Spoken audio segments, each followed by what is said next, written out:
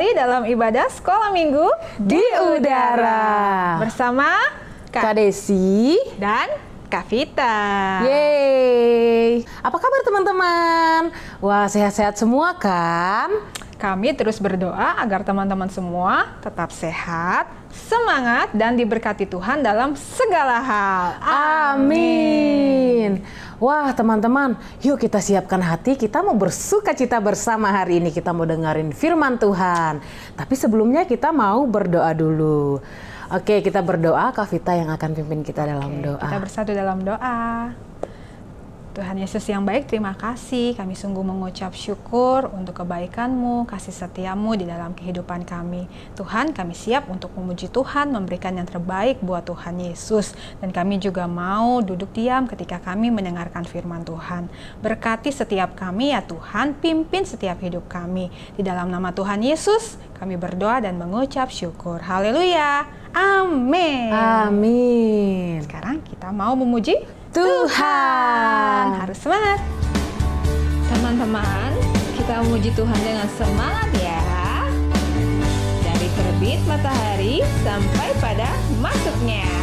Puji Tuhan. Dari terbit matahari sampai pada masuknya. Biarlah nama Tuhan dipuji. Dari terbit matahari sampai pada masuknya. Biarlah nama Tuhan dipuji. Puji Tuhan. Puji Tuhan. Dari terbit matahari pagi-pagi sampai pada masuknya sore-sore, biarlah nama Tuhan dipuji. Puji Tuhan. Teman-teman, kita bersama-sama memuji Tuhan ya. Happy ya, happy ya. Saya senang jadi anak Tuhan. Siang jadi kenangan, malam jadi impian. Cintaku semakin mendalam.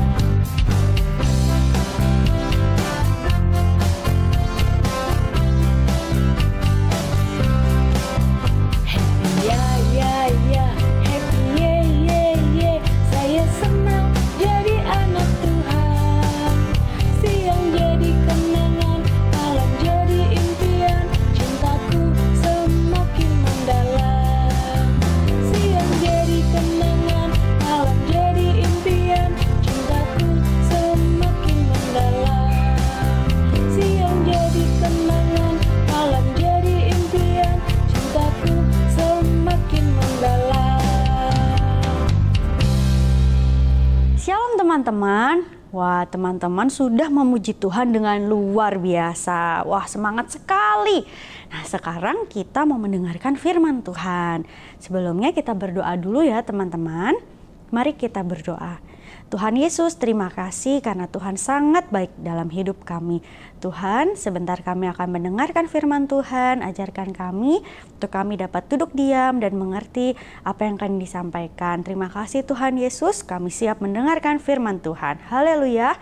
Amin. Nah, teman-teman, minggu ini kita akan belajar dengan tema memanfaatkan waktu luang dengan sebaik-baiknya. Nah, kira-kira kita mau belajar tokoh siapa ya dalam Alkitab yang bisa memanfaatkan waktu luangnya dengan baik? Kira-kira siapa, ada yang tahu? Ya, yang tahu hebat, luar biasa.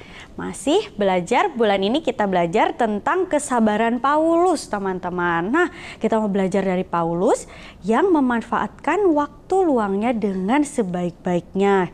Kira-kira dia melakukan apa ya, teman-teman? Nah, ikuti terus firman Tuhan minggu ini ya. Kita akan membaca ayatnya dalam Kisah Para Rasul 18 ayat 1 sampai 4. Kita akan membaca ayatnya bersama-sama ya teman-teman. Kisah Para Rasul 18 ayat 1 sampai 4. Paulus di Korintus. Kemudian Paulus meninggalkan Athena lalu pergi ke Korintus. Di Korintus ia berjumpa dengan seorang Yahudi bernama Aquila yang berasal dari Pontus. Ia baru datang dari Italia dengan Priscilla istrinya, karena Kaisar Claudius telah memerintahkan supaya semua orang Yahudi meninggalkan Roma. Paulus singgah ke rumah mereka, dan karena mereka melakukan pekerjaan yang sama, ia tinggal bersama-sama dengan mereka. Mereka bekerja bersama-sama karena mereka sama-sama tukang kemah. Dan setiap hari Sabat, Paulus berbicara dalam rumah ibadat dan berusaha meyakinkan orang-orang Yahudi dan orang-orang Yunani. Nah, kita mau melihat apa yang terjadi kepada Paulus. Teman-teman, Paulus adalah salah seorang rasul Tuhan. Paulus dipilih oleh Tuhan secara khusus untuk melanjutkan amanat agung Tuhan Yesus. Tuhan meminta Paulus untuk mengabarkan berita kesukaan kepada semua orang, baik orang Yahudi maupun orang Yunani. Dengan setia Paulus menjalankan amanat yang Tuhan Yesus berikan kepadanya. Ia berjalan dari kota ke kota untuk memberitakan Injil Yesus. Pada suatu hari, Paulus tiba di Korintus. Kota ini merupakan kota kuno di Yunani dan juga kota metropolitan Yunani yang terkemuka pada zaman itu. Di kota Korintus, Paulus tinggal selama 18 bulan. Berapa yo itu? 1,5 tahun. Dan selama itu Paulus memberitakan berita kesukaan besar tentang Tuhan Yesus kepada masyarakat Korintus. Nah, Paulus mendirikan jemaat di Korintus, di mana jemaat Korintus terdiri dari orang Yahudi dan orang bukan Yahudi. Waktu yang begitu singkat, hanya 1,5 tahun, namun Paulus dapat menggunakan waktu itu dengan sebaik-baiknya. Tiap hari banyak orang yang datang untuk mendengarkan pelajaran yang disampaikan oleh Paulus tentang berita kesukaan dari Tuhan Yesus. Dan banyak orang sakit yang datang untuk minta didoakan agar mereka disembuhkan. Banyak orang yang menjadi percaya, teman-teman, dan juga banyak yang disembuhkan dalam pelayanan Paulus. Di antara jemaat tersebut, ada juga yang datang kepada Paulus untuk meminta petunjuk atau nasihat mengenai permasalahan yang mereka hadapi. Masyarakat Korintus adalah masyarakat yang terdidik, kaya secara materi, tapi rusak secara moral. Dengan demikian, tiap hari Paulus itu sibuk melayani jemaat Korintus dengan berbagai macam masalah yang mereka hadapi. Nah, apakah dalam kesibukan pelayanan Paulus ini, dia masih memiliki waktu luang untuk melakukan kegiatan yang lain? Kira-kira ada nggak? Nah, pasti ada teman-teman jawabannya. Namun bagaimana ia menggunakan waktu luangnya? Nah, ini pertanyaan yang baik. Gimana ya caranya Paulus bisa menggunakan waktu luangnya di tengah kesibukan yang ia jalani setiap harinya? Tadi ya pelayanan, bahkan banyak orang yang datang mau curhat. Nah, dan segala macam yang ia lakukan dalam pelayanan itu sudah banyak pekerjaannya. Tetapi ia masih punya waktu luang yang ia gunakan untuk melakukan hal yang positif. Nah, kira-kira apa ya yang bisa dilakukan oleh Paulus secara produktif di waktu luangnya? Rasul Paulus itu tidak punya rumah di Korintus, teman-teman. Jadi Paulus tinggal di rumah temannya yang bernama Aquila dan Priscilla, istrinya. Pasangan suami istri ini bermurah hati dengan memberikan tumpangan kepada Paulus.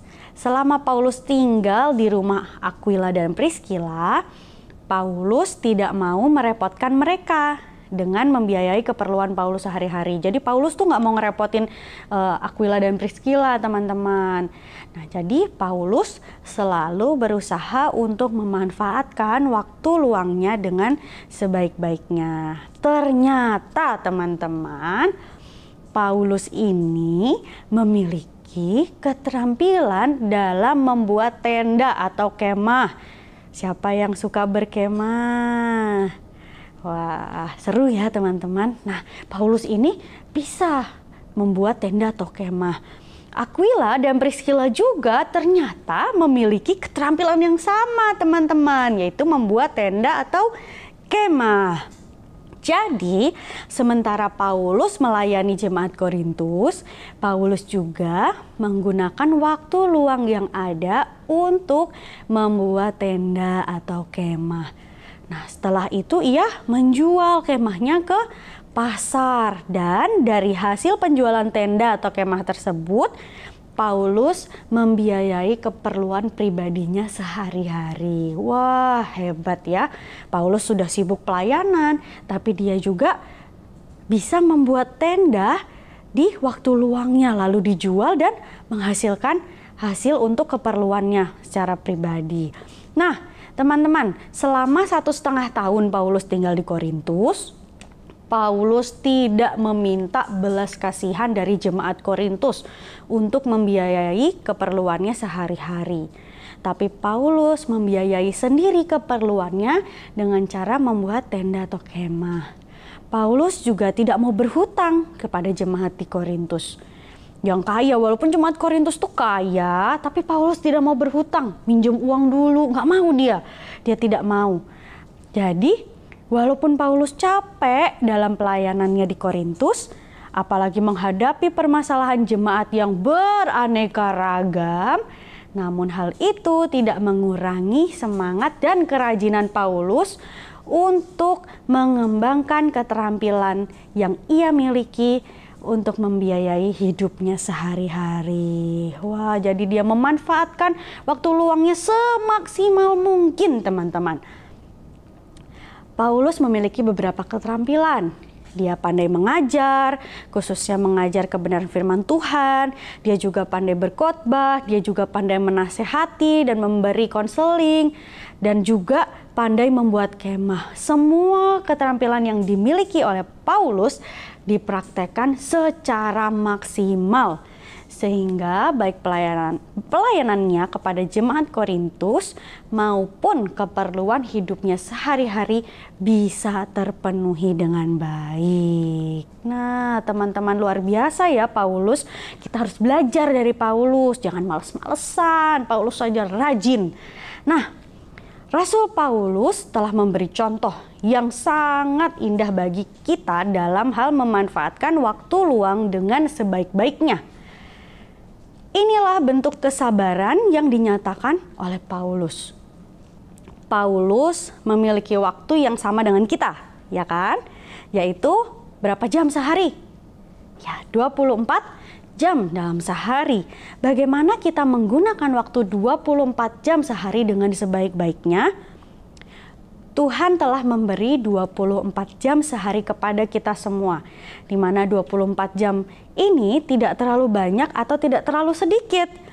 Di antara waktu 24 jam itu, kita punya waktu luang yang bisa kita gunakan untuk mengembangkan bakat atau keterampilan atau talenta yang Tuhan sudah berikan kepada kita, teman-teman. Nah, seberapa jauh kita telah memanfaatkan waktu luang kita? Apakah kita menggunakan waktu luang kita hanya untuk chattingan di WhatsApp atau DM-DM-an atau buka internet, buka TikTok, atau untuk melihat atau belajar hal-hal yang kurang mendidik? Apakah kita menggunakan waktu luang kita hanya untuk hal-hal itu? Teman-teman, kita semua kan punya jam tangan. Juga ada jam di rumah, jam dinding kita punya dengan berbagai macam model ya teman-teman. Wah, macam-macam, beda-beda, ada yang besar, ada yang kecil. Nah, tapi jam tersebut harus menolong kita untuk melihat waktu dengan baik dan tepat. Jangan hanya jadi pajangan, teman-teman. Nah, semua orang di seluruh dunia ini memiliki waktu yang sama, yaitu 24 jam dalam sehari, tidak lebih dan tidak kurang. Tuhan memberi siang hari untuk kita tidur atau berleha-leha. Enggak dong. Tuhan memberikan kita siang hari untuk kita bekerja dan mengembangkan keterampilan yang kita miliki, untuk sekolah, untuk les. Nah, sedangkan malam hari untuk beristirahat atau tidur. Jangan terbalik, teman-teman. Berapa jam diperlukan untuk orang dewasa tidur di malam hari? Ya, 8 jam untuk istirahat atau tidur di malam hari. 8 jam ini jangan dikorting, teman-teman, jangan dipotong. Nanti bisa membahayakan kesehatan kita. Jadi kita harus tidur yang cukup, dan setelah itu kita bekerja, melakukan aktivitas dengan baik, mengembangkan talenta yang Tuhan beri. Nah, waktu luang adalah waktu di mana kita tidak melakukan kegiatan atau kesibukan. Jadi, mari kita menggunakan waktu luang kita dengan sebaik-baiknya. Kita harus membuat keseimbangan di mana kegiatan fisik, mental, sosial, dan rohani sama dengan sebaik-baiknya. Nah, kegiatan olahraga juga baik, teman-teman. Kegiatan untuk menjalin hubungan satu dengan yang lainnya juga perlu. Nah, tapi jangan lupa bahwa kegiatan rohani kita juga amat penting. Bukan saja ke gereja atau sekolah minggu, tapi kegiatan rohani lainnya seperti berdoa, membaca firman Tuhan. Nah, itu perlu dilakukan dengan sebaik-baiknya agar jasmani, mental, rohani kita sehat dan bertumbuh dengan baik, teman-teman. Nah, jadi sebenarnya banyak yang bisa kita lakukan dalam waktu luang kita. Seperti yang Paulus lakukan, kita bisa mengembangkan bakat dan talenta yang Tuhan beri pada kita. Oke, teman-teman, siap mau melakukan firman Tuhan? Luar biasa. Terus senantiasa mengandalkan Tuhan ya, teman-teman. Oke, ayat hafalan kita ada di Efesus 5 ayat 15 sampai 16. Wah, panjang ya, Kak Papa. Pasti bisa, teman-teman. Nah, bunyinya adalah, karena itu perhatikanlah dengan saksama bagaimana kamu hidup. Pergunakanlah waktu yang ada, karena hari-hari ini adalah jahat. Nah, mari kita mau terus meluangkan waktu kita untuk melakukan hal-hal yang positif, baik itu rohani ataupun jasmani. Oke, teman-teman, puji nama Tuhan. Mari kita berdoa. Tuhan Yesus, terima kasih untuk kebenaran firman Tuhan yang mengajarkan kami untuk kami dapat melakukan kegiatan yang positif di waktu luang kami dengan sebaik-baiknya. Tuhan, ajarkan kami untuk kami dapat bijak, memilah-milah apa yang akan kami lakukan. Bahkan kami mau Tuhan mengembangkan talenta yang Tuhan beri bagi kami. Terima kasih Tuhan, ajarkan kami untuk dapat senantiasa melakukan kebenaran firman Tuhan. Kami serahkan kehidupan kami ke dalam tangan Tuhan, biarlah semuanya hidup kami bisa memuliakan nama Tuhan. Dalam nama Tuhan Yesus kami sudah berdoa dan mengucap syukur. Haleluya. Amin. Nah, teman-teman, firman Tuhannya seru banget kan? Ya kan, Kak Desi? Nah, pasti teman-teman belajar sesuatu yang penting nih dari kebenaran firman Tuhan. Nah, teman-teman bisa sharingkan loh kebenaran firman Tuhan kepada teman-teman yang lain. Betul. Ya. Nah, kalau Kak Desi belajar apa nih dari firman Tuhan hari ini?